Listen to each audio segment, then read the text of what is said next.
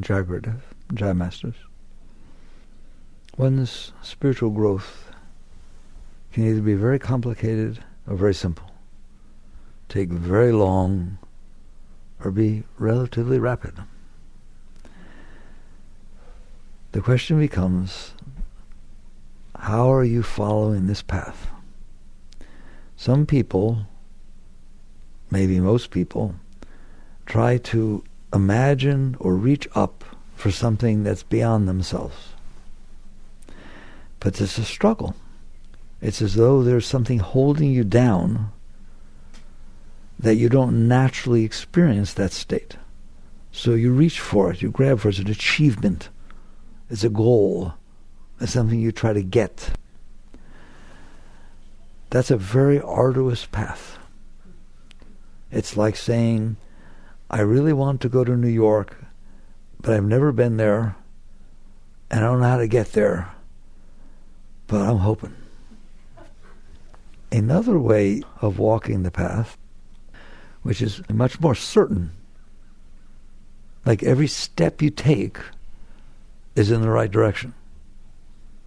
But what if I've never been there? Doesn't matter. Doesn't matter. There's a way that every step you take is leading you there, even if you've never been there.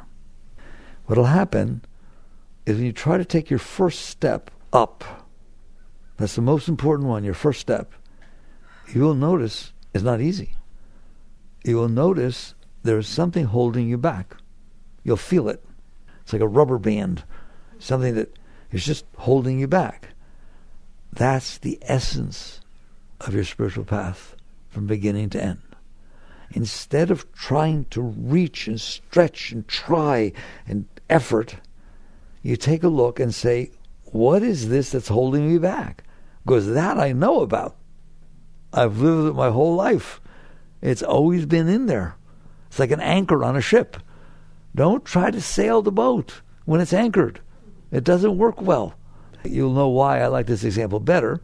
Don't get into a hot air balloon that's tethered and try to go up by putting more helium in it or putting more hot air in it.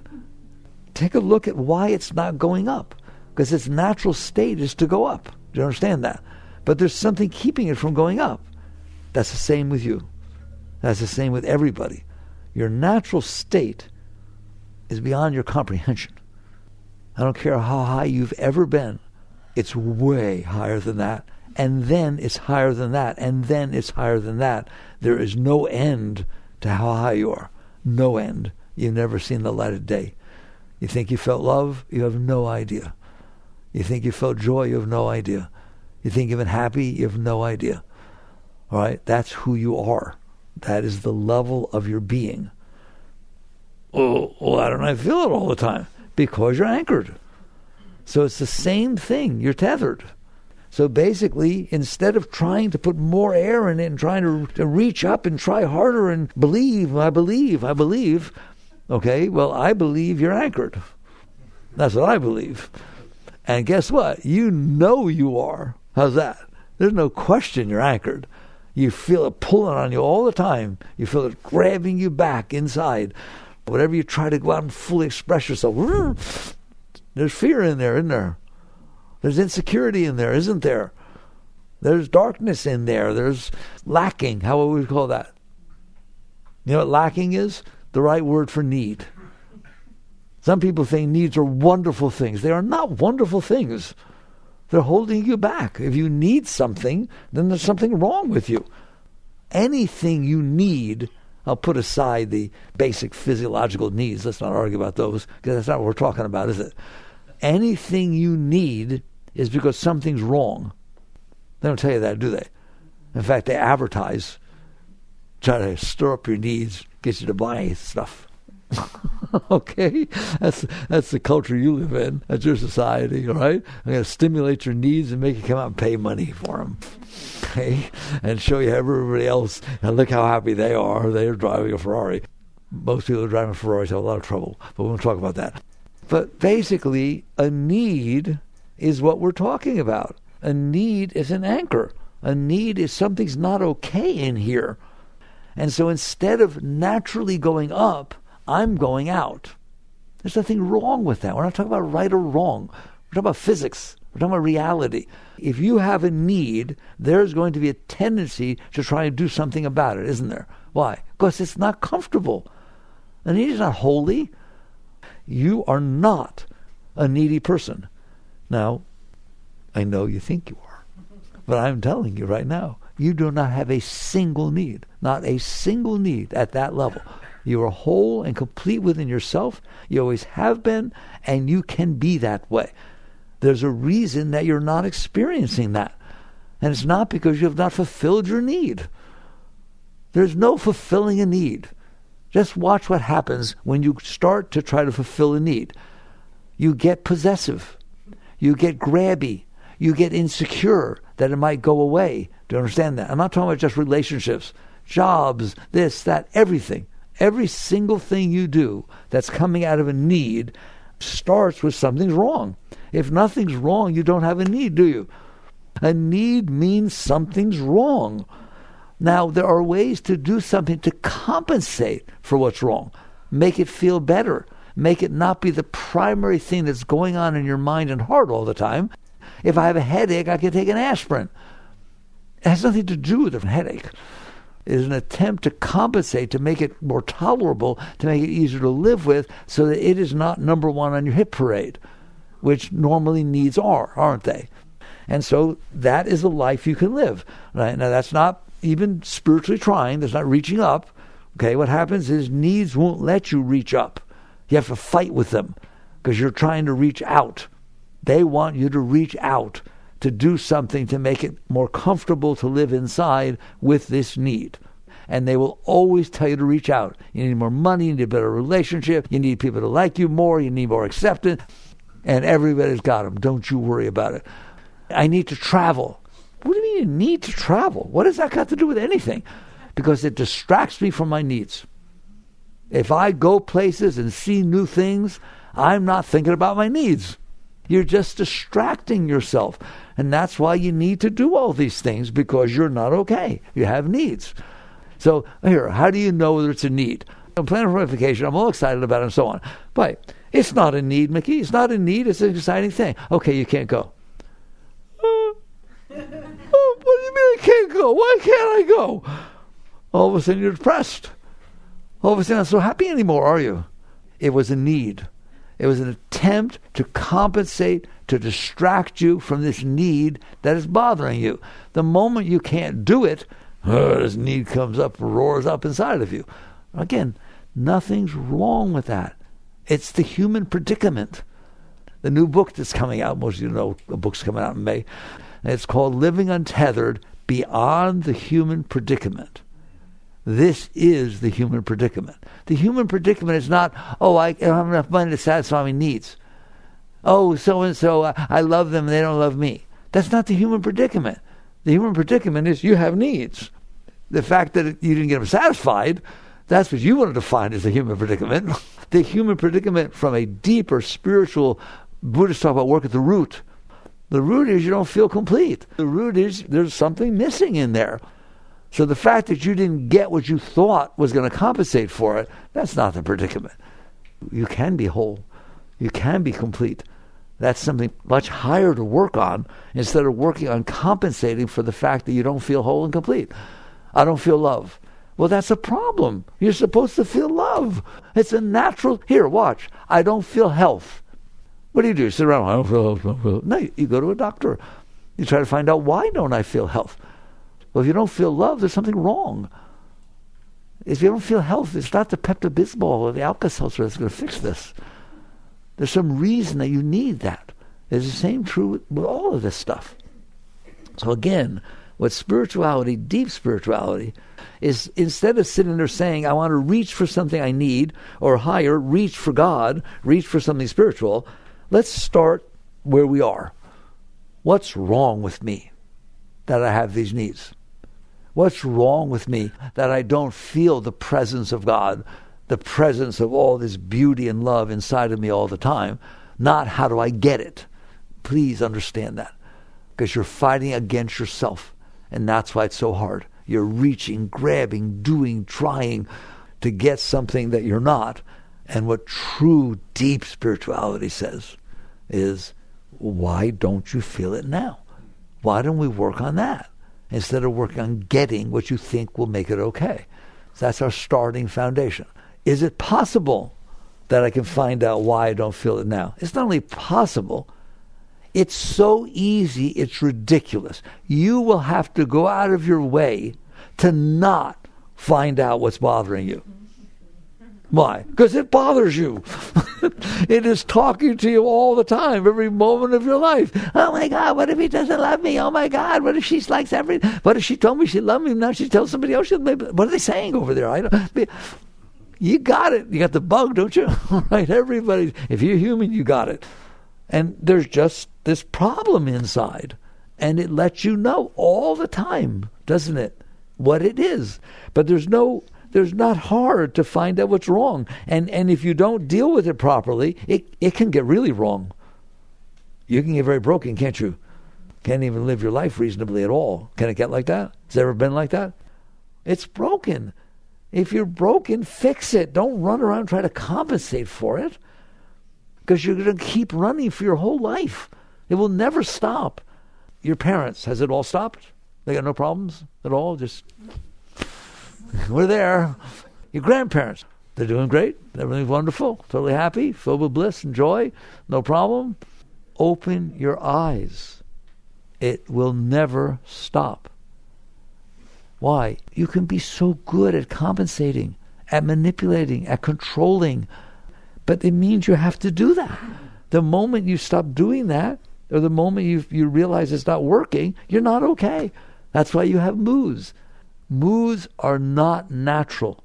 They mean something is wrong. What is your natural state? Well, I don't know. They went to Ananda Moy Ma, and they asked her mother, how are you doing? She said, ever the same, my child. Ever the same. And there was this ecstasy pouring through her being. That is your natural state.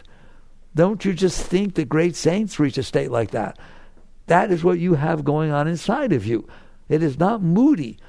You're always okay. You wake up in the morning, you're so filled with joy and bliss for having woken up. Who knows where it came from?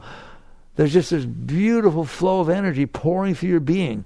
And it's there all day, maybe more, maybe a little bit less, but that's your position. And somebody asks you, do you ever have variations in your state?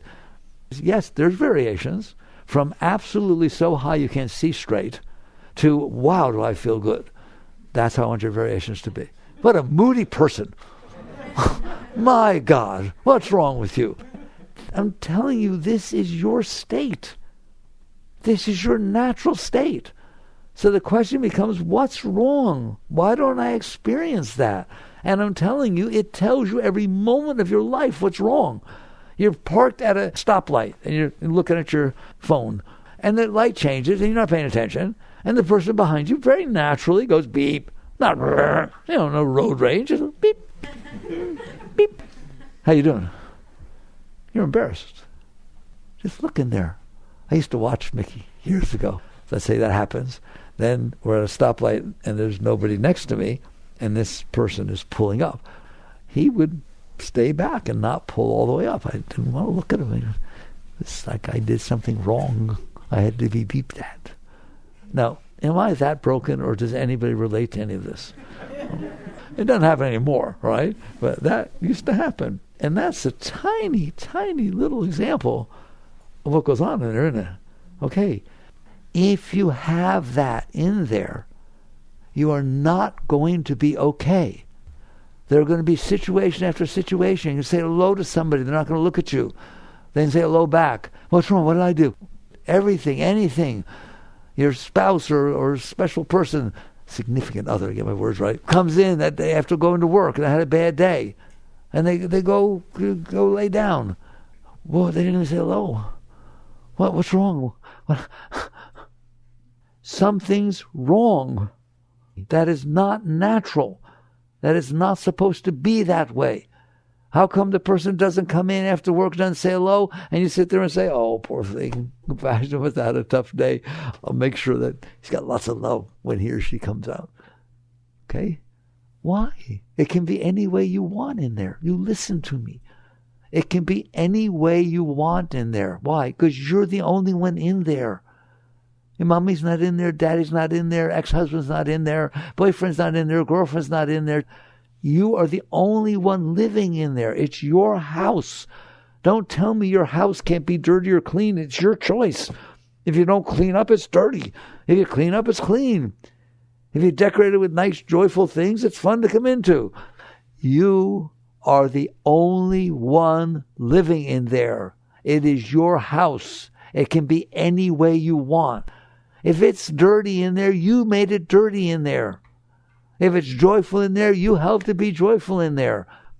So what happens if I don't pay attention to that? What happens is as follows. It's very simple. The new book goes into this very deeply. Events happen outside. That's got nothing to do with you. It's a happening place. They're happening all over the place. Every dot of Earth has something going on. Above, below, micro, macro, animals. There's always something going on, right? That's just the way it is. It's like a motion picture. And it's also going on Mars, and it's also going on in all the galaxies. You don't know what it is, but it doesn't matter. It's still going on, isn't it?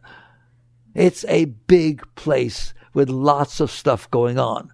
Okay, it is inevitable that there's going to be something going on in front of you.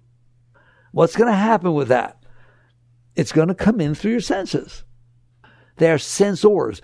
That's all they are. They're sensors. They're light sensitive, sound sensitive, touch sensitive, and then they send the message back to you. Okay, there, have fun. That's it. I just explained your life. And let's get this straight. Here's what goes on in your life. You ready? You're going to come down to the planet Earth. There you are. And then you're going to leave. And then you just have this period of time where your sensors are sensing what's in front of you. That's what's going on. Don't ever ask what's going on. I tell you what's going on. Your sensors are going to sense what is in front of you. They're not going to sense what's not in front of you. So there it is. You're going to be here for some years, and there will be moments unfolding in front of you. Where did they come from? I'm telling you, the new book, it actually answers that question seriously, not just at surface level. Where did the moments in front of you come from? They came from the total accumulation of 13.8 billion years of everything that ever happened, all interacting with each other.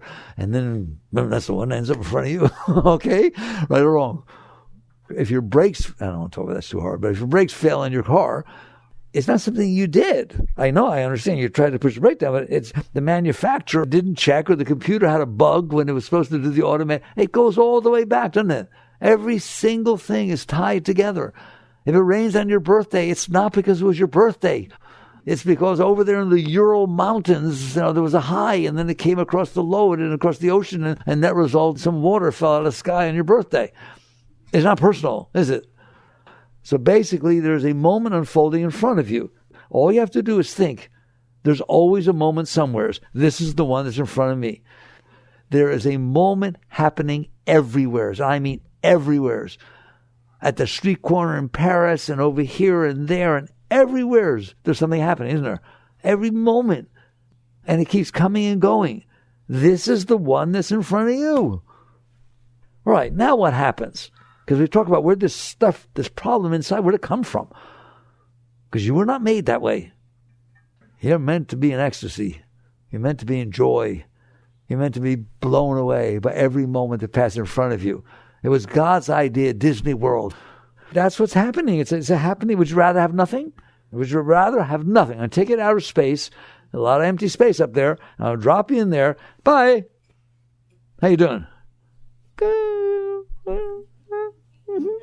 Can I see a roach, please? Right? So instead, you get this tremendously interesting moment unfolding in front of you.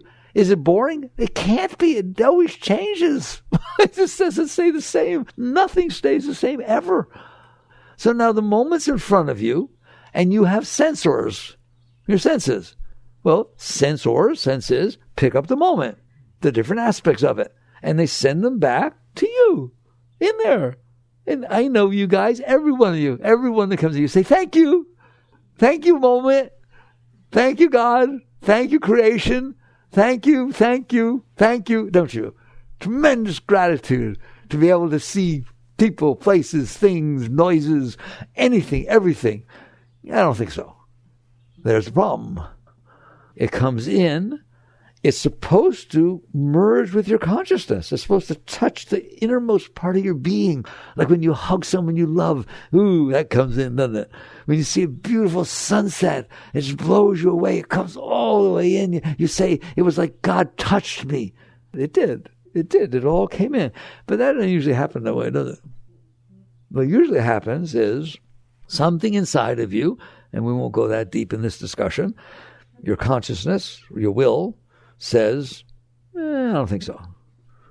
I don't like what he said. I don't like what he didn't say. I don't like what he probably meant by what he said. I don't like what somebody else told him about me that probably made him say what he said. In other words, you do this thing called resistance. Literally, there's a power, a will inside of you. I call it inner hands. You have inner hands that can push things around in there. That's what you ended up doing inside. It's your house. You can do anything you want. Okay, I'll tell you what I'll do. I'll screw myself up. That's what I'm going to do. That's mine. I can do anything I want. And what I'm going to do is if something comes in that the vibration isn't exactly comfortable to me, instead of saying, oh, that too, all things happen, all fade away, there it goes, different things come in the senses and you experience them. They don't all feel the same, do they? But you can't handle ones. Which ones? A whole lot. And so you end up pushing it away. When you do that, you've held that inside of you. If somebody says something that you don't like, what does that mean? I don't like. What I'm talking about. You in there say, not on my watch. I ain't getting done. Well, I like when you say that because I'm challenging you. Not on my watch, he's not saying that. Well, unfortunately, he just did. And there's no eraser in there that you can, no, you didn't. Yes, he did. And you now got this problem. What's the problem? Reality and you, they don't match. Because you just said, not on my watch. And you meant it. And you ain't making it not happen. You can yell at the guy, you growl, you can do whatever you want. You can leave, go sleep on the couch. You do anything you want. It still happened. The moment in front of you unfolded. And if you ask that person, why did you do that? You don't want to hear the answer.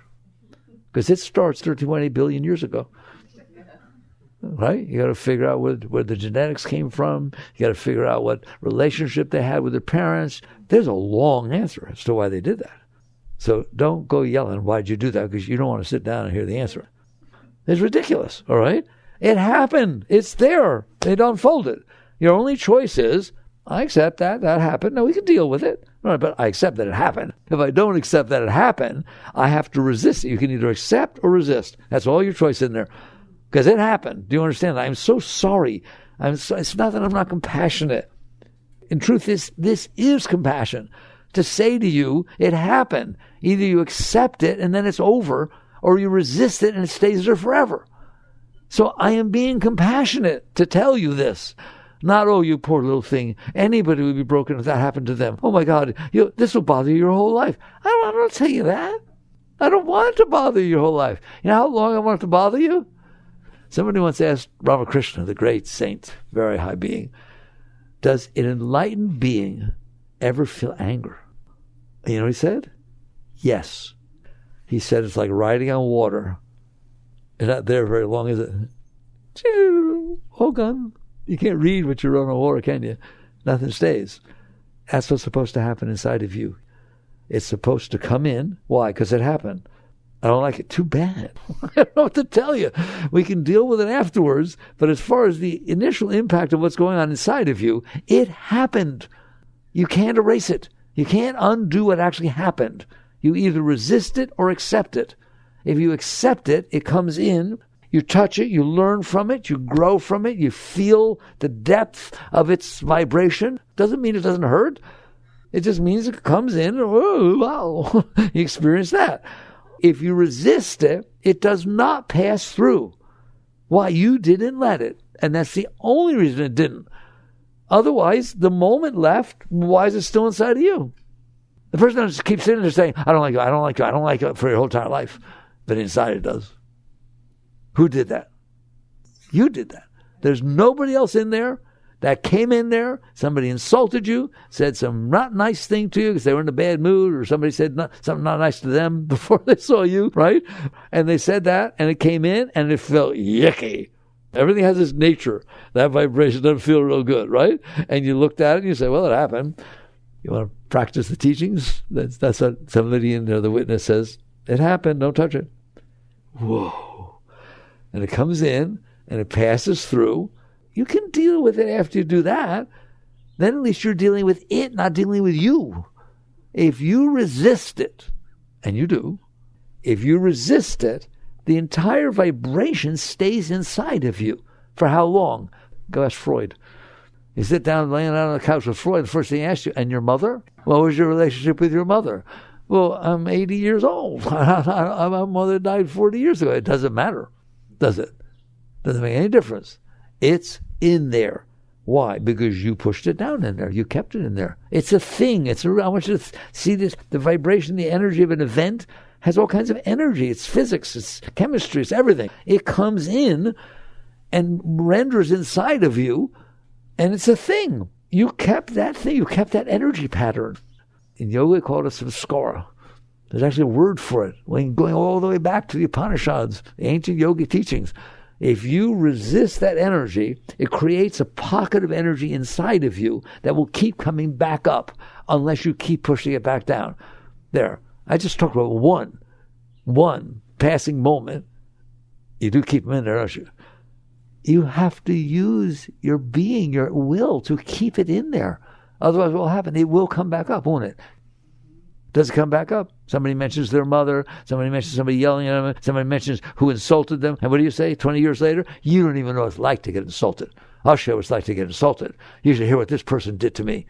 Can anybody relate to what I'm saying? That is the act that screwed you up. The event did not screw you up. The fact that somebody insulted you, said something 20 years ago, it did not mess you up. The person is not saying it anymore. It's over. It's nothing. But it is inside of you because you resisted it. That's the whole thing to understand spirituality. Now we're at the core. It is not a problem that life unfolds. Is it fair? Of course not. Life doesn't even know what fair means. You know what fair looks like to life? We'll have a tsunami or a hurricane come through and wipe out entire villages, and the next day the sun is so beautiful and the air is so crisp, and she doesn't say a word, does she? It just is. I'm sorry, but I'm not sorry. Why? Because it's better than nothing. Anytime you think it's terrible, I'm going to put you out there in empty space and leave you there for a while. And let's see how you're doing. And eventually you come back and you say, wow, I can handle this. That's a spiritual mantra. I can handle this. Now the problem now is you've made such a mess in there because you didn't just store that one insult. You stored... We don't want to talk about that, do we? There's a lot of stuff in there. A lot of things that happened that weren't so comfortable, and you still got them in there. I mean, it could happen. Your ex was named Paul, and you go to a party 30 years later in another country, and somebody yells out, Paul, Paul, and your heart goes... It is so clear what's going on. You stored that in there. Well, then you're not going to be okay. You made a collection of bad experiences. People have hobbies. They collect all kinds of things. Stamps, spoons, teacups. You decided to collect bad experiences. That's a very nice hobby. Guess what? You're not going to be okay, are you? You did this. Your ex may have been terrible. I'm so sorry. But the fact that he or she is still in there, that's your problem. They can't still be in there. They're gone. You divorced them. But you didn't really. The arguments are still going on in there. You hear his name, it messes you up. It's not supposed to be like that. It is not supposed to be like that. You're supposed to let the moments come, and then they make it through you, and then you deal with them. Nobody's saying you don't deal with them. But you don't deal with them because they bothered you so much and you're really being reactive to the bothering. Like what most people are doing is not dealing with the incident. They're dealing with their reaction to the incident forever. If you get in a car accident, I don't want to be that strong, but they have a little bumper bender. And there it is. Okay, it happened. You can get all upset. You can get all embarrassed. You can go blaming the person. You can get their name and number and then hate them forever. You can do anything you want with it. Or you can sit there and say, oh, that's what happened now. Can you handle that it happened? That doesn't mean you don't get their insurance card. That doesn't mean you don't deal with your car. That doesn't mean you don't deal with things. But you deal with them out of fun. You deal with them out of love. You deal with them out of, this is what happened next. This is what we're going to do now. We're going to deal with the insurance. We're going to deal with the car. That's what happened next. But no, if you get all weird about it, it shouldn't have happened. It's irrelevant. It did. None of this stuff you're doing is helping. And so basically you create this whole thing about it and you resist it and so on. Now every time you have to deal with it, you hate it. Yeah, I hate talking to the insurance. Why do I have to talk to the insurance people? That person hit my car. I shouldn't have to do anything. Good. Are you having fun now? That's worse than the accident. Yes. The original event is an event that happened. If you can't handle it, you resist it, you suppress it, you push it down. It will then color your entire life. Same thing, 20 years later. Boy, I just got in an accident. You should hear the accident I got in 20 years ago. It's just, in other words, I couldn't handle it. So I need to talk about it. I need to share it with people. I need to see that mine was worse than somebody else. I need compassion. Oh, there's that word. I need. Of course you need. Because you blocked yourself by storing it inside. If you store it inside, your energy flow can't flow properly. Therefore, where you're blocked, you will feel need. That's what need is, a lack of Shakti, a lack of energy, a lack of spirit flowing through parts of your being. So those parts are dead, those parts are empty, those parts are complicated and confused. And then what we try to do about it, like I told you, is instead of getting rid of the blockage, which is causing the non-fulfillment, we go out there and try to compensate for the fact that we're blocked. And that becomes the definition of your entire life.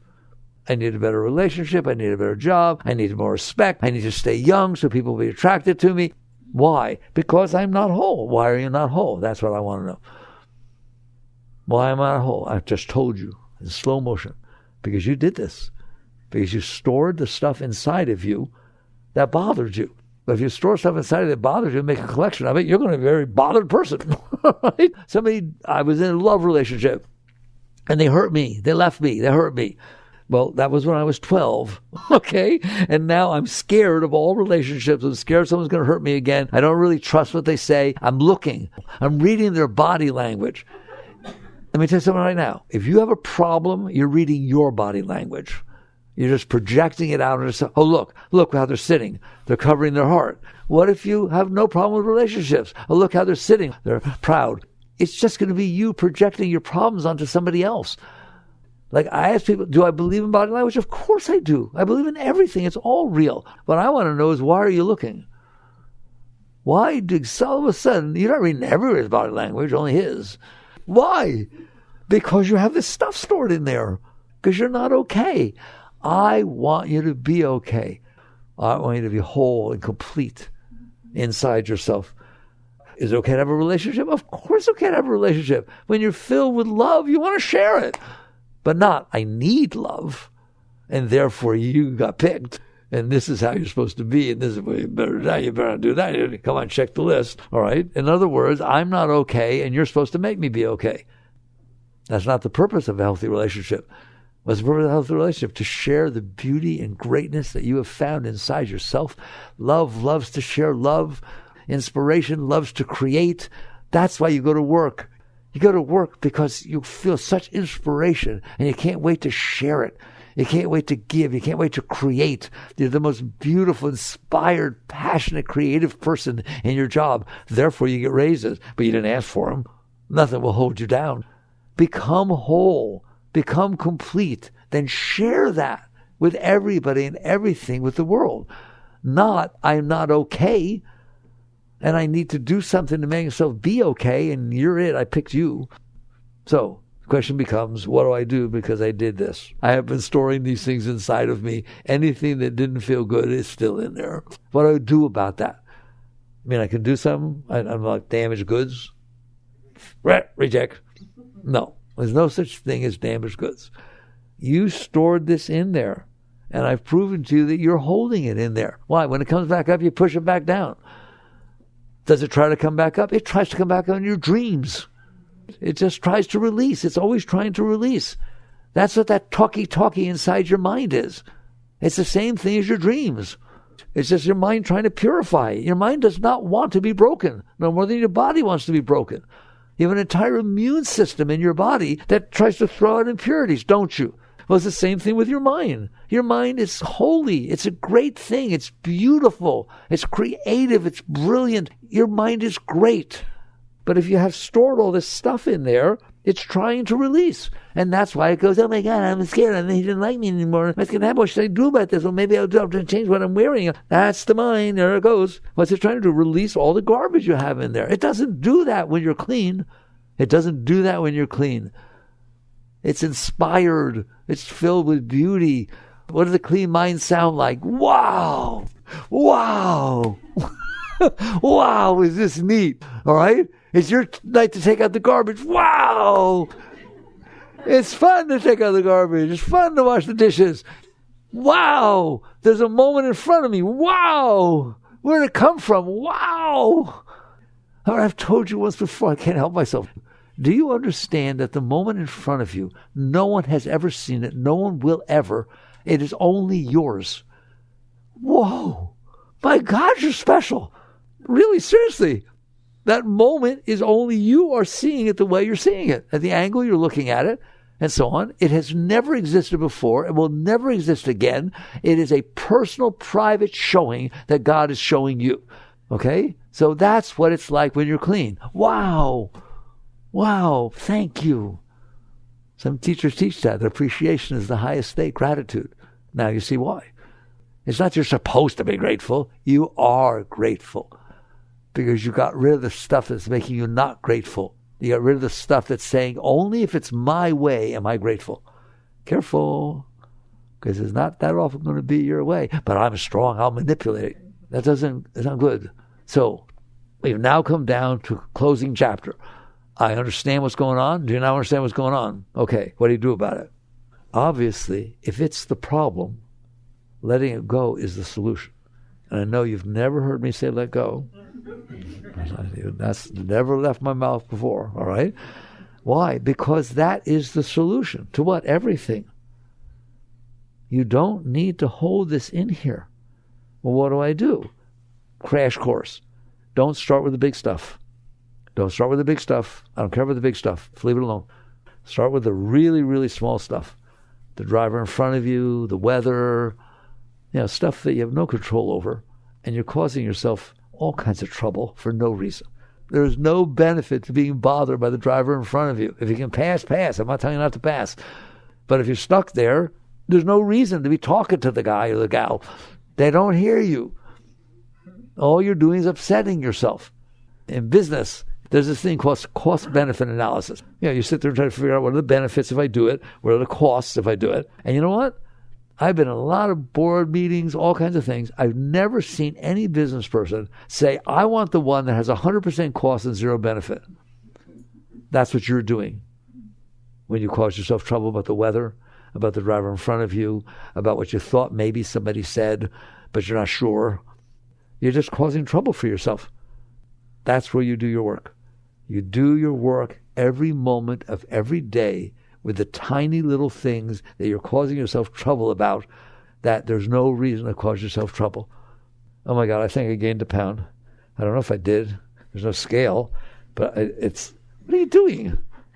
You want to go weigh yourself? Wait till there's a scale, but don't do it in the meantime. You are making yourself sick, and then you're expecting the world to make you okay. I want you to work there, that's all. If you work there, you're going to learn the techniques of how to let go, how to work with yourself. And then basically you'll see that something bigger happens and you'll be shocked. I handled that. I didn't used to be able to handle that. I used to get all upset about that. And somebody said one word, I'm crying. Hey, hello, where'd you go? And you won't find it. And don't look for it, by the way. Because if you look for it, you'll find it. But the fact that you removed your consciousness from that level is a very healthy thing to do. And I'm telling you, that's spiritual growth. How do you like that? Do your work. Do your work on yourself. When? every moment of every day, wherever you are. Driving your car, at work, this, that, the children, driving to soccer, practice, everything. You can use affirmation, you can let go, but please be in there cleaning up. Because if you clean up, you're going to find out these things you thought were needs were problems. They were not needs. They were blockages that you stored inside yourself. And when those are gone, by all means, you can share. But it is not a need. There are no needs. You have needs because you're blocked. If you release these blockages, well, what do I do if it comes up? Do your best to let go. Just do your best. That's okay. I listened to a little parts of an interview of Russell Brand with Eckhart Tolle. Eckhart Tolle is very beautiful. I've met him once. And basically, I like what he said. I don't say that because I'm harder with you guys. But I like what he said. He said, okay, if you feel a desire, a need, something, you'll feel energy pulling on you to go do it. He said, I'm not telling you not to do it. What I just want 2 minutes. Will you, for 2 minutes, not do it? For 2 minutes, not rush over there and say something, not eat a piece of chocolate cake. Just 2 minutes, watch. Whoa, it melted my heart. Just watch what it looks like to have that desire. Watch what it looks, how powerful it is pulling on you, the tendency to right away react. You give me those 2 minutes and everything will change because you're practicing witness consciousness. You're practicing sitting inside and not going with those energies. Is something wrong with the energy? No, I don't want to talk about it. There's nothing wrong with the energy. I don't want to talk about it. There's something wrong with the fact that it's running your life. I'll tell you that right now. Because that drive, that need, is because of your blockages. So if you can't sit back there for a couple of minutes and just notice, you're not going to be able to do what I'm talking about. What am I talking about? Relax. I want you, when this comes up, to relax in its face. Relax in the presence of it. Can you do that? A lot of times, no. Well, then notice you can't. Notice that you should be able to relax inside. Why? So you can be relaxed inside. What will happen? I'm telling you, the energy will do what's called transmute. All of a sudden, this energy that was need or fear or anxiety, you relax, just relax. You relax. It won't relax. You relax. The experiencer of it, relax. Just relax. And you will see over time that energy will change. And that which came up as anger becomes compassion. And that which brought up of need becomes love and fulfillment because you let it raise up. You didn't keep it down. The energies are high. Do you hear me? This is how you grow spiritually every day of your life. Not every day, every minute. Your entire life becomes a spiritual journey. Do this. Work with yourself. And you will go through such transformation, it will blow you away. And sometimes something bigger will come up, and it's a lot harder, and you will tend to be pulled down into it. Do your best. That's all you can do. Breathe, meditate, do mantra, do something. Just do your best. You don't want to go with those lower energies, any of them. Doesn't mean you're capable of not. But if you work with yourself over time, it will all transmute, and you'll be transformed into a being of light. You'll be a present to everybody you ever meet. All right. Work on these things. Jagaradev.